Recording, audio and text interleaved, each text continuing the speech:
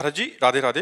महाराज जी अब ऐसा लगता है कि युग बदल गया है, जैसे ना पहले प्राणी थे ना जैसे पहले जैसे सोच नहीं रही। महाराज जी आजकल सब बच्चे मोबाइल में अग्रसर हैं, नशे में बिल्कुल यूथ जा रहा है। बिल्कुल, महाराज जी बहुत ऐसे में बहुत कैसे? जोर से युग परिवर्तन हो रहा है। भ्रष्टाचार, नशेबाजी, हिंसा, चोरी, ये सब बहुत, किसी पर किसी को विश्वास नहीं रह गया, वर्णाश्रम धर्म का कोई आचार नहीं रह गया, शास्त्र सम्मान नहीं रह गया, सब मनमानी आचरण चल रहे हैं। मनमानी बदल रहा है और बदलेगा भी, तो भ्रष्टाचार और बढ़ेगा, तभी तो कलयुग का प्रभाव आएगा। भा भ्रष्टाचारा सब संसारा, धर्म सुने नहीं काना, कान से भी धर्म सुनने में नहीं आएगा, ऐसा भ्रष्टाचार बढ़ेगा। वो तो बढ़ ही रहा है, प्रतिपल बढ़ रहा है। ये राक्षसी प्रवृत्ति बढ़ती चली जा रही है। जिसको देखो नशेबाज बन रहा है, जिसको देखो व्यभिचार में प्रवृत्त है, जिसको देखो धन मिले चाहे जितना झूठ बोलना पड़े, बेईमानी करना पड़े, घूसखोरी करना पड़े, अधर्म करना, तो कहाँ कहाँ शास्त्र मर्यादा, कहाँ धर्म मर्यादा, कहाँ कहाँ मर्यादाएं रहेंगी। कोई बिरला ही ऐसा है जो शास्त्र का चिंतन करता हो कि इसके अनुसार हमें चलना चाहिए। कोई धर्म का चिंतन कर, नहीं मेरा धर्म ये नहीं है, मैं ऐसा नहीं कर सकता। ऐसा गाँव में 100 रुपया के गेहूं बेचे गए थे, ये 45 वर्ष पहले की बात बता रहे हैं। तो 110 रुपये आ गए थे, उसके गिनने में भ्रम हो गया होगा, 10 का नोट ज़्यादा आ गया था। तो जब घर में गिना गया तो 110 थे, तो कहा पूरे लेके जाओ उसके सामने और उसको दिखाओ जाके कि 10 का नोट तुम्हारा एक्स्ट्रा था, और उसको दिया। और फिर 100 रुपये के गेहूँ, रुपया 1.5 रुपया किलो गेहूँ बिकता था, तो 100 रुपये के गेहूँ बेचे थे, 10 एक्स्ट्रा आ गए तो काफ़ी थे। लेकिन ऐसा नहीं, तुरंत पैसे वापस के, ये धर्म है कि नहीं उसके 10 रुपये ज़्यादा आ गए, हम 10 रुपये। और आज क्या होता, अरे वो अगर कहता भी कि हमें लगता है 10 रुपया ज़्यादा आ गया क्या, तो बोले कैसे 100 रुपये दिए थे तुमने, वो झूठ बोल जाता। धर्म का साक्षी रख करके कहीं कोई अधर्म नहीं करता था। कहीं भूल चूक से कोई अधर्म हो जाए तो लोग उसका समाज में बैठाल करके उसकी निंदा करते थे, उसको प्रताड़ित करते थे। अब समाज ही निंदनीय हो गई है। बड़े बूढ़े 4 लोग बैठ के हुक्का पीते हैं, शराब पीते हैं, तो बच्चों के ऊपर आचरण किया जाएगा। तो धर्म का, शास्त्र का आजकल सम्मान करने वाले बहुत कम रह गए। शास्त्र में क्या लिखा है, मेरा क्या आश्रम है, आश्रम के अनुसार मेरा क्या धर्म है, ये कोई जान ही नहीं रहा। बस मनमानी आचरण करते रहो, मनमानी आचरण करते रहो। पहले सत्य था। हाँ, पहले से बिल्कुल सत्य बात है। पहले सत्य, धर्म का स्वरूप सत्य ही है। पहले सत्य था, अब तो व्यभिचार, झूठ, व्यसन ये सब बढ़ रहा है।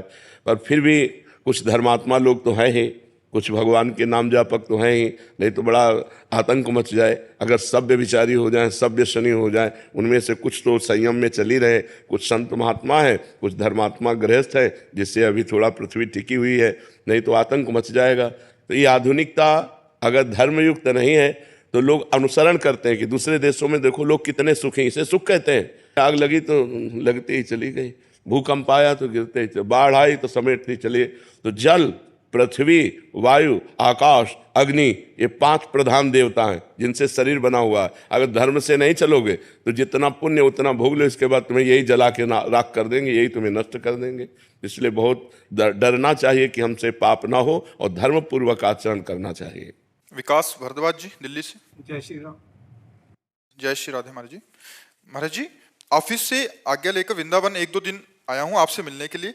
महाराज जी आखिर बार जब आया था तो राधा और राम नाम में फंसा हुआ था। ये कह रहे थे कि फिर बाहर कोई साधकों ने इनको राम नाम में कि इनको रुचि ज्यादा थी, तो वैसा हो गया।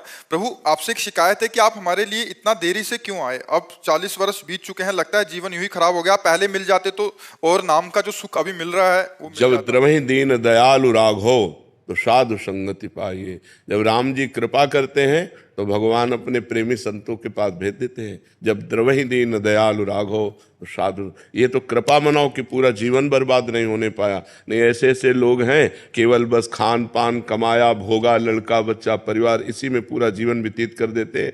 रामकृष्ण प्रभु से कोई मतलब नहीं होता, अंत में वो दुर्गति को प्राप्त होते हैं। ये तो सजग हो गए, अभी आपके पास बहुत समय है, अभी सजग हो गए, इतने से काम चल जाएगा।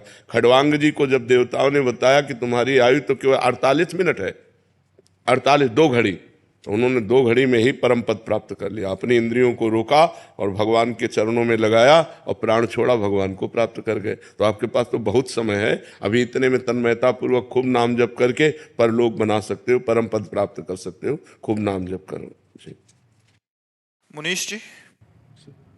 श्री हरिवंश। महाराज जी मेरी उम्र 35 वर्ष की हो चुकी है। आज तक जिस बात से मन अशांत रहा है कि क्या जीवन में कर्म प्रधान होता है या जो भी होना है वो पहले से ही लिखा हो चुका है। महाराज जी गत 35 वर्षों में जो पाप जाने अनजाने में मुझसे हुए, क्या वो सब पहले लिखा जा चुका है? नहीं, क्रियमाण है, ये लिखे गए हैं, अब लिखा गया है, अब इनका हिसाब आगे होगा। प्रारब्ध दुख और सुख का निर्माण करता है। बहुत मेहनत कर रहे हो, सफलता प्राप्त नहीं हो रही, तुम्हारा पाप का प्रारब्ध है, वो तुम्हें दुख देने के लिए इतना प्रभाव दिखा रहा कि तुम सफल नहीं हो पा रहे हो। और तुम छोटा सा काम कर रहे हो, उन्नति पे उन्नति होती चली जा रही, तुम्हारा पूर्व का पुण्य प्रारब्ध है। जैसा ऐसा नहीं कि पाप कर्म के लिए प्रारब्ध है, नहीं, पाप कर्म कर चुके जो हैं उसे प्रारब्ध कहते हैं। हमारी बात समझ रहे हो? पाप कर्म जो पीछे हमसे हो चुके हैं और इस जन्म में जो उनका फल मिलना है वो प्रारब्ध फल कहा जाता है। ये तो पाप कर्म है, ये पाप कर्म है, ये नया है, ये पुराना प्रारब्ध नहीं कहा जाएगा कि प्रारब्ध से कर्म नहीं बनता। प्रारब्ध फल देता है, दुख या सुख, विपत्ति या संपत्ति, हर्ष या शोक, ये वो देता है। वो ये नहीं कहता कि तुम किसी लड़की को छेड़ो, तुम किसी का हिंसा कर दो, तुम किसी की बेईमानी कर दो, तुम किसी की घूस ले लो और कहो कि हमारा प्रारब्ध था। प्रारब्ध नहीं है, नया कर्म तुम्हें भोगना पड़ेगा। ऐसे ही किया महाराज, आपकी तरह पाप हुए। तो जो पाप कर्म हुए हैं अभी तो समय है, उनका मार्जन कर लो, तीर्थों का अवगाहन करो, गंगा आदि तीर्थों का अवगाहन करो, नाम जप करो, भगवान की कथा सुनो, भगवान की शरण में हो जाओ। नाम संकीर्तनम यस्य सर्व पाप प्रणाशनम, भगवान का नाम कीर्तन समस्त पापों का नाश कर देता है। घर में आधा घंटा बैठ करके राधा राधा नाम कीर्तन करो, ध्वनि से पूरे घर में राधा नाम गूंजे तो तुम्हारा पाप भी नष्ट होगा और घर भी पवित्र होगा। ठीक है? हाँ, आज से जो पाप कर्म हैं उनको धीरे धीरे सनई सनई उनको रोको। हम आपके द्वारा नए पाप ना बने, डरो, नहीं तो नरक में भोगना पड़ेगा इन सब पापों को। केशव जी उत्तराखंड से। राधे राधे।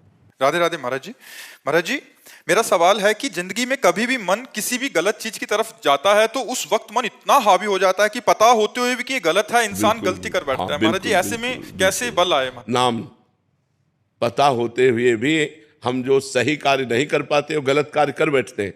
पता है सही कार्य है, करना चाहिए, लेकिन मन निरुत्साहित रहता है। पता है गलत कार्य नहीं करना चाहिए पर मन कर लेता है, उसमें अध्यात्म बल की कमी होती है। यदि हम खूब नाम जप करें भगवान का तो हमारे अंदर ऐसा बल आ जाएगा कि जहां ब्रेक मारो बस वहीं ब्रेक मार दो। नहीं, कदापि नहीं, गलत नहीं होने देंगे।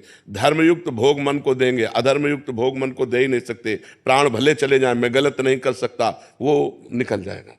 मन बहुत बलवान है, मन से बलवान भगवान का नाम है।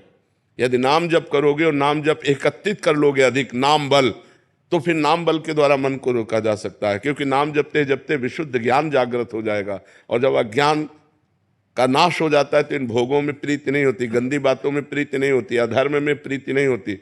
एक तरफ भोग है, एक तरफ भगवान है, भगवान का नाम है, तो हमारा मन भगवान के नाम की तरफ जाएगा जब पवित्र हो जाएगा। अभी तो एक तरफ भगवान एक तरफ भोग, तो भगवान